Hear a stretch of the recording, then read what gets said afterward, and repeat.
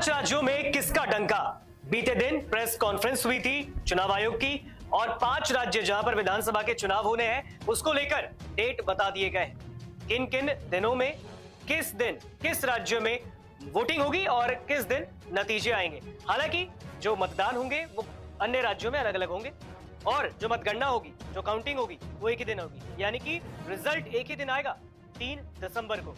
लेकिन उससे पहले 5 राज्यों के सर्वे सामने आ गए हैं। जो ओपिनियन पोल हुआ है, सर्वे ने बता दिया है कि किस राज्य में किस पार्टी की सरकार बनती देंगे। राजस्थान की, राजस्थान जहां पर फिलहाल कांग्रेस की सरकार है, अशोक गहलोत वहां के मुख्यमंत्री हैं और दावे कांग्रेस कर रही है कमबैक करने की, यानी एक बार फिर से कांग्रेस की ही सरकार बनेगी, ये कांग्रेस का कहना है। लेकिन भारतीय जनता पार्टी वो लगातार दावे कर रही है हर एक रैली में, जहां पर भी प्रधानमंत्री जा रहे हैं, जहां पर गृह मंत्री जा रहे हैं, जहां पर बीजेपी के दिग्गज दिख रहे हैं, वो बस यही कह रहे हैं कि आएगी तो बीजेपी इस बार। लेकिन ये दावे अपने अपने तो अलग अलग तरीके से नेता करते हैं। लेकिन राजस्थान पर बड़ा चौंकाने वाला सर्वे आया, क्योंकि 5 राज्यों में जो सर्वे हम आपको बता रहे हैं इसकी शुरुआत राजस्थान की धरती से है। राजस्थान में भी विधानसभा का चुनाव 23 नवंबर को होगा। 23 नवंबर को वोटिंग होगी और 3 दिसंबर को रिजल्ट आएंगे।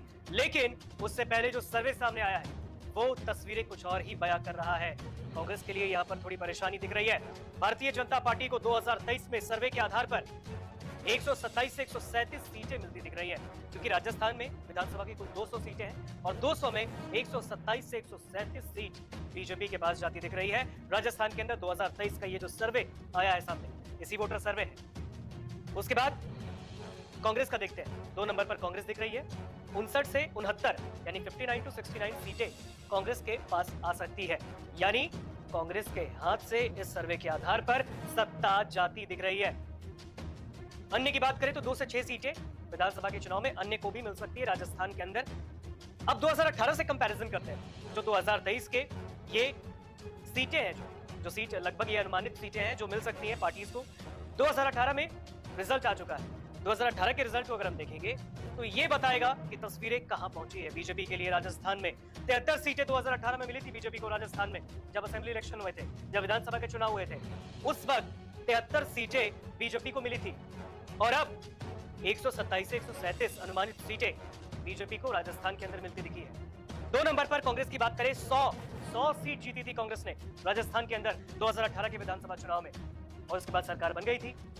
लेकिन इस बार इस सर्वे ने कांग्रेस को चौंका दिया है, कांग्रेस के ग्राफ को गिरा दिया है। 59 से 69 सीट कांग्रेस के पास आती दिख रही है सर्वे के आधार पर और 27 अन्य, या आप देख सकते हैं ये बड़ा गेम चेंजर फैक्ट हुआ था राजस्थान में। 27 सीटें अन्य के पास गई थी, लेकिन इस बार 2 से 6 आती दिख रही है, यानी कि जो कांटे की टक्कर होने वाली बीजेपी और कांग्रेस के बीच राजस्थान में ये बड़ी धमाकेदार होगी। लेकिन इस राज्य के अंदर सर्वे के आधार पर बीजेपी की सरकार बनती दिख रही है। हालांकि राजस्थान में मैं आपको बता दूं हर 5 साल में सरकार बदलती रहती है, वो रिवायत है वहां। लेकिन इस बार अशोक गहलोत ने कह दिया है कि इस बार ऐसी कोई रिवायत नहीं होगी, इस बार वापस से कांग्रेस ही आएगी।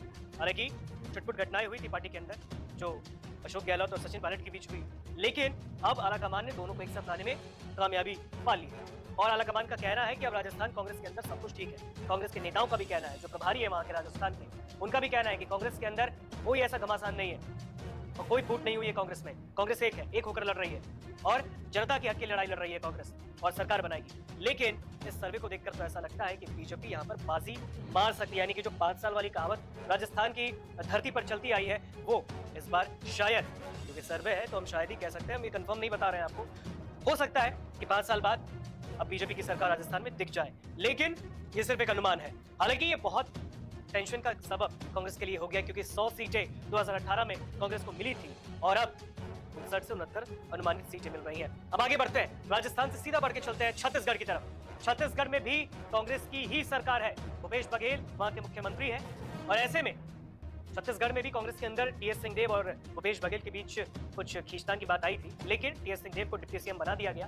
अब ऐसे में छत्तीसगढ़ का सर्वे क्या कह रहा है, सी वोटर सर्वे, कांग्रेस 45 से 51 सीटें मिलती दिख रही है कांग्रेस को। यहां पर कांग्रेस के लिए एक संजीवनी दिखी है। इससे पहले राजस्थान में जहां पर सरकार नहीं बनती दिख रही थी सर्वे के आधार पर, इसमें छत्तीसगढ़ में सरकार बनती दिख रही है। 45 से 51 सीटें कांग्रेस को मिल सकती है, क्योंकि कुल सीटें छत्तीसगढ़ में है 90 विधानसभा की कुल सीटें हैं छत्तीसगढ़ में और इसमें 45 से 51 सीटें कांग्रेस को मिल सकती है। 2018 में 68 मिली थी, हालांकि यहाँ पर थोड़ी सी टेंशन है क्योंकि 68 मिली थी, उसे कह सकते हैं कि एक तरफा जीत थी 2018 के विधानसभा चुनाव में छत्तीसगढ़ में कांग्रेस की। लेकिन इस बार सीटें कम हुई, सरकार तो बनती दिख रही है सर्वे के आधार पर, लेकिन सीटें कम हुई। 68 सीट मिली थी 2018 के विधानसभा चुनाव में कांग्रेस को, लेकिन इस बार 45 से 51 सीटें मिल सकती है। बीजेपी 2 नंबर पे आई है। बीजेपी 39 से 55 सीटें, तो ये 90 में से 39 से 55 सीटें विधानसभा की बीजेपी के पास आती दिख रही है। छत्तीसगढ़ के अंदर 15 सीट सिर्फ 2018 में जीती थी। अब इस बार ये बीजेपी के लिए यहाँ पर ग्राफ बढ़ता दिखा है। बीजेपी के लिए थोड़ी राहत की खबर तो है, लेकिन परेशानी यहाँ कांग्रेस में होती है। यहाँ पर अगर अन्य की बात करें तो 2 सीटें अन्य के पास भी विधानसभा की जाती दिख रही है, और उस वक्त 2018 में अन्य की किसी की जीत नहीं हुई थी। कांग्रेस बीजेपी में कांटे की टक्कर है छत्तीसगढ़ में। छत्तीसगढ़ में भी लगातार रैलियां हुई है, और छत्तीसगढ़ में भूपेश बघेल का कॉन्फिडेंस बेहद हाई है। बीते दिन प्रेस कॉन्फ्रेंस में भी दिखा, जब दिल्ली में प्रेस कॉन्फ्रेंस हुई राहुल गांधी ने किया, भूपेश बघेल वहीं मौजूद थे, और भूपेश बघेल लगातार दावा कर रहे हैं कि छत्तीसगढ़ में एक तरफा जीतेगी कांग्रेस। हालांकि दावे हर एक नेता करते हैं, ये तो नतीजे बताएंगे, क्योंकि छत्तीसगढ़ में 2 चरणों में मतदान है और 3 दिसंबर को यहाँ पे भी नतीजे आ जाएंगे। छत्तीसगढ़ में जो मतदान होने वाले हैं ये बड़ा रोमांचक होगा। ये बहुत ही रोमांचक दिख रहा है, क्योंकि सीटें जहां सरकार बन रही है तो यहाँ कम भी हो रही है 2018 के मुकाबले। बीजेपी की सीटें बढ़ती दिखी है, लेकिन सरकार नहीं बन रही है, तो ये बड़ी कांटे की टक्कर होने वाली है बीजेपी और कांग्रेस में छत्तीसगढ़ में। सी वोटर का सर्वे बता रहा है। आगे बढ़ते हैं, हम मध्य प्रदेश की तरफ चलते हैं। छत्तीसगढ़ के पड़ोस में ही राज्य है मध्य प्रदेश में भी विधानसभा का चुनाव। मध्य प्रदेश में 17 नवंबर को मतदान होंगे और 3 दिसंबर को ही काउंटिंग होगी, यानी नतीजे आएंगे इलेक्शंस के। अब मध्य प्रदेश में सी वोटर का सर्वे क्या कहता है? कांग्रेस 113 से 125 सीटें मिल सकती है 2023 सर्वे के आधार पर। कुल सीटें 224 है। मध्य प्रदेश में कुल विधानसभा सीट 224 है, और इसमें पार्टी को, कांग्रेस को 113 से 125 सीटें मिलती दिख रही है। हालांकि 2018 के विधानसभा चुनाव में 114 सीटें मिली, यानी यहां पर थोड़ी ग्राफ बढ़ती दिखी है। बीजेपी सेकंड नंबर पर, यानी कि इस राज्य में भी कांग्रेस की सरकार बन सकती है। मध्य प्रदेश में फिलहाल शिवराज सिंह के नेतृत्व में बीजेपी की सरकार मध्य प्रदेश में चल रही है। हालांकि अब शिवराज सिंह चौहान को भी बीजेपी ने टिकट दे दिया है, बुधनी से लड़ेंगे वो विधानसभा का चुनाव। लेकिन जो इससे पहले जितने भी लिस्ट आए थे उसमें शिवराज का नाम नहीं था। इस बार शिवराज का नाम आ गया, शिवराज भी लड़ेंगे विधानसभा का चुनाव। लेकिन बीजेपी के लिए परेशानी तो है। 2 नंबर पर देखिए 104 से 116 विधानसभा की सीटें बीजेपी को मध्य प्रदेश में मिल सकती है 224 में से, और 109 सीटें मिली थी 2018 में। लेकिन अब मध्य प्रदेश में सरकार गिरी, क्योंकि ज्योतिरादित्य सिंधिया ने कांग्रेस को छोड़ा, बीजेपी का दामन थामा, और उसके बाद शिवराज सिंह चौहान के नेतृत्व में बीजेपी की सरकार मध्य प्रदेश में बन गई, कांग्रेस की सरकार गिर गई। अन्य की बात करें, 5 सीटें, 0 से 5 सीटें जो है ये अन्य के खाते में भी मध्य प्रदेश विधानसभा चुनाव में जा रहा है। 2018 के विधानसभा चुनाव में अन्य को कोई भी सीट नहीं मिली थी, यानी कांटे की टक्कर यहां पर भी कांग्रेस और बीजेपी की होगी। हालांकि मध्य प्रदेश में अगर बात करें तो उस वक्त 2018 के विधानसभा चुनाव में मैं आपको बता दूं, बसपा यानी बहुजन समाज पार्टी, मायावती की पार्टी ने भी चुनाव लड़ा, 2 सीट जीती थी। समाजवादी पार्टी यानी अखिलेश यादव जिसके अध्यक्ष हैं, उनकी पार्टी ने भी वहां पर चुनाव लड़ा, और 1 सीट समाजवादी पार्टी ने भी एमपी में जीती थी। लेकिन इस बार ये लड़ाई कांग्रेस वर्सेस बीजेपी, कांग्रेस बनाम बीजेपी है, और ऐसे में यहां पर भी कांग्रेस की सरकार मध्य प्रदेश में बनती दिख रही है। सीटों के आंकड़े मैंने आपको दिखा दिए हैं। कंपैरिजन करें, कांग्रेस की सीट बढ़ती दिखी है और बीजेपी की भी बढ़ती दिखी है, लेकिन यहाँ पर कांग्रेस ने बढ़त बना ली है। अब आगे बढ़ते हैं, मध्य प्रदेश से आगे बढ़ते हैं, क्योंकि यहाँ पे कांटे की टक्कर तो होने वाली है। इसके बाद जो राज्य आने वाला है मिजोरम, 7 नवंबर को यहाँ पर मतदान होंगे। पहला वोटिंग जो होगा, पहली वोटिंग जो पहले दिन की वोटिंग है 7 नवंबर की, जो इस बार के असेंबली इलेक्शंस की है, वो शुरुआती मिजोरम से होगी। 7 नवंबर को इस राज्य में मतदान होंगे और 3 दिसंबर को नतीजे आएंगे।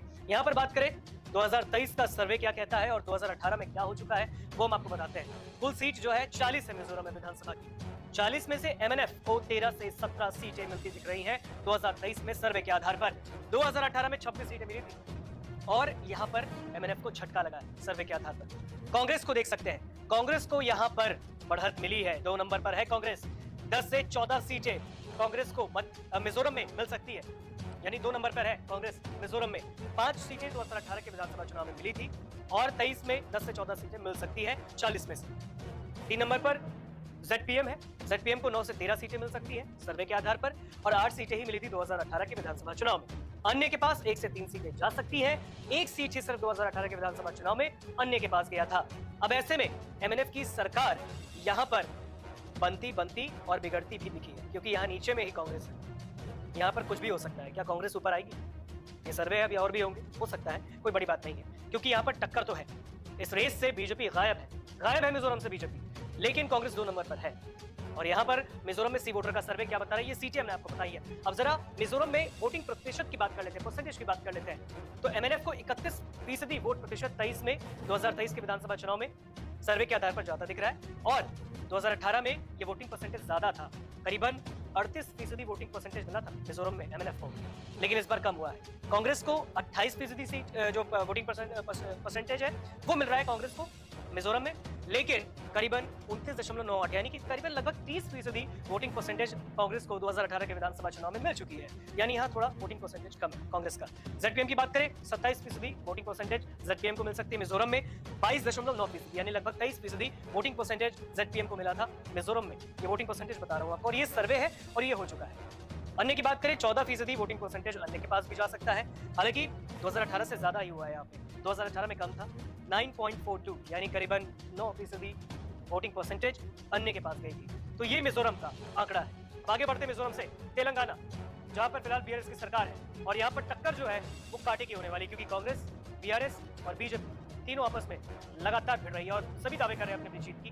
कांग्रेस ने तो तेलंगाना में रैली भी की, और इस रैली में इतनी भीड़ इकट्ठा हुई कि कांग्रेस का जोश हाई हो गया। सीटों की बात कर लेते हैं। अब ये जो जोश हाई की बात कर रहा था ये आपको दिख रहा होगा।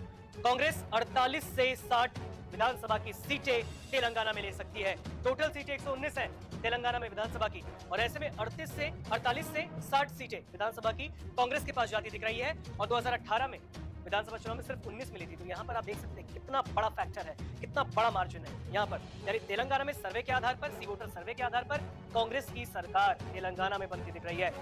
बीआरएस की बात करें तो 43 से 55 सीटें विधानसभा की बीआरएस को मिल सकती है, और 2018 में विधानसभा चुनाव में 88 सीटें मिली। ये बहुत बड़ा डाउनफॉल हुआ है सर्वे के आधार पर अगर देखें तो। क्या जो केसीआर है, बीआरएस के संस्थापक हैं, उनके लिए।